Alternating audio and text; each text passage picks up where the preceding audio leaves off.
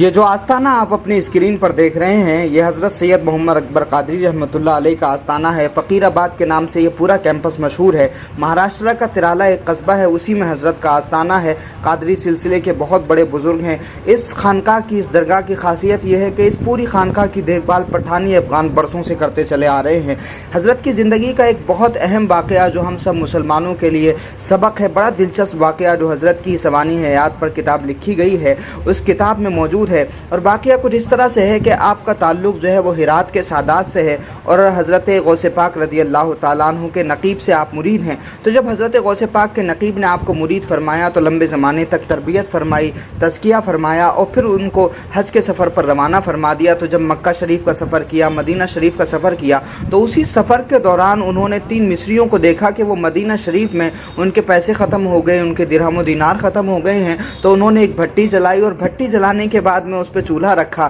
اور سونا بنانے کی تیاریاں شروع کر دیں۔ تو انہوں نے سونا بنا لیا اور جب وہ سونا بنا چکے تو انہوں نے آپس میں اس کو تقسیم کر لیا۔ اب یہ دور بیٹھے اس کو دیکھ رہے تھے، تو جب ان تینوں نے ان کو دیکھا تو فرمایا کہ آپ کو بھی سونے کی ضرورت ہے؟ تو انہوں نے منع فرما دیا کہ مجھے سونے کی ضرورت نہیں ہے، لیکن میں سونا بنانے کی ٹیکنیک جان گیا ہوں۔ تو حضرت غوث پاک رضی اللہ تعالیٰ عنہ کے نقیب کا یہ مرید مدینہ شریف میں سونا بنانے کی ٹیکنیک جان رہا ہے، یہ اس طریقے کو سمجھنے کی کوشش کر رہے ہیں، اور ادھر حضرت غوث پاک کے نقیب ان پر نظر فرما رہے ہیں کہ اب وہ کیا کر رہے ہیں۔ آپ ذرا دیکھیے کہ اللہ رب العزت نے اپنے ولیوں کو کیا تصرفات عطا فرمائے ہوتے ہیں اور کیسی شاندار نظر عطا فرمائی ہوتی ہے کہ بغداد سے مدینہ کا فاصلہ ہزاروں کلومیٹر کا ہے، لیکن اس کے باوجود بھی یہ فاصلے اللہ والوں کی نظروں میں فاصلے نہیں ہوتے، بلکہ جس طرح سے وہ اپنی ہتھیلی کو دیکھتے ہیں اسی طرح سے دور بیٹھے اپنے مرید پر بھی ان کی توجہ ہوتی ہے۔ تو انہوں نے دیکھا کہ میرا مرید سونا بنانے کی ٹیکنیک جان رہا ہے۔ اب جب یہ مدینہ شریف سے واپس آ رہے تھے تو حضرت غوث پاک کے نقیب نے، صاحب سجادہ نے خانقاہ میں یہ فرما دیا تھا کہ فلاں فلاں شخص آئے گا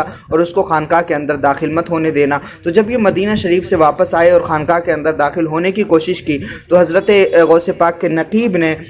کے مرید نے فرمایا کہ آپ درگاہ کے اندر داخل نہیں ہو سکتے اور داخلے سے منع کر دیا۔ تو یہ واپس ہو گئے اور پھر کسی دریا کے کنارے انہوں نے مصلی بچھایا اور جا کر کے وہاں عبادت کرنے لگے، ذکر و اذکار کرنے لگے، سوچنے لگے کہ آخر مجھ سے ایسی کون سی غلطی کہاں ہوئی ہے کہ جس کی وجہ سے میرے پیر و مرشد مجھ سے ناراض ہو گئے ہیں۔ تو جب توجہ کی اپنے پورے سفر نامے پر تو یہ سمجھ میں آیا کہ شاید وہ جو میں نے سونا بنانے کا طریقہ جانا ہے اس کی وجہ سے مجھ سے حضرت ناراض ہو گئے ہیں۔ تو اللہ رب العزت کی بارگاہ میں وہاں استغفار کرنے لگے،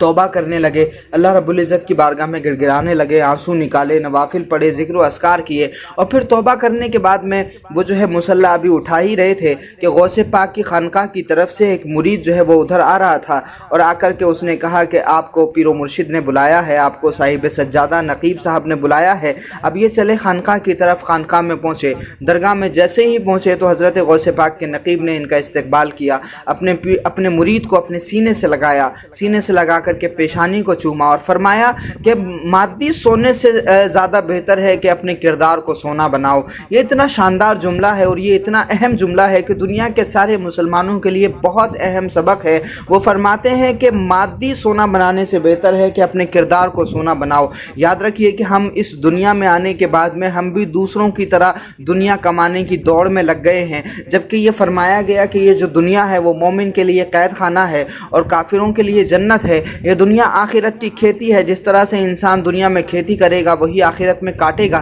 تو ہمارے صوفیہ یہ فرماتے رہے کہ یہ مادی سونے سے زیادہ ضروری ہے کہ ہم اپنے کردار کو سونا بنائیں، کیونکہ جب بندہ اپنے کردار کو سونا بنا لیتا ہے تو اس کا فائدہ دنیا میں بھی ہوتا ہے، اس کا فائدہ آخرت میں بھی ہوتا ہے۔ جو مادی سونا ہوتا ہے وہ دھرا رہ جاتا ہے، لیکن جب انسان کی سانسیں پوری ہو جاتی ہیں تو وہ سونا کام نہیں آتا، وہ سونا پیٹ نہیں بھرتا، وہ سونا شفا نہیں دیتا۔ لیکن جو روحانیت کا سونا اپنے آپ کو بنا لیتے ہیں، جو اپنی روح کو اور اپنے کردار کو سونا بنا لیتے ہیں، اللہ رب العزت ان کی شخصیت پر، ان کی زندگی میں بھی برکتیں عطا فرماتا ہے اور ان کی دنیا سے رخصتی کے بعد میں بھی ان کی زندگیاں کبھی ختم نہیں ہوتی، ان کے فیوز و برکات کبھی ختم نہیں ہوتے۔ اور اس خانقاہ کی جو تصویر آپ دیکھ رہے ہیں، اس خانقاہ کا جو فیض ہے، اس خانقاہ کی جو روحانیت ہے، اس خانقاہ کی جو پرکیف ہوا ہے، اس خانقاہ کی ہوا میں جو خوشبو بکھری ہوئی ہے وہ بالکل مختلف ہے۔ جب آپ یہاں جائیں گے تو آپ کو اندازہ ہوگا اس बात का कि किस कदर खूबसूरत जगह पर आ गए हैं। आपको ऐसा सुकून मिलेगा, दिल को ऐसी ठंडक मिलेगी, आंखों को ऐसी रोशनी मिलेगी कि आपने शायद इससे पहले ऐसा खूबसूरत मंजर नहीं देखा होगा।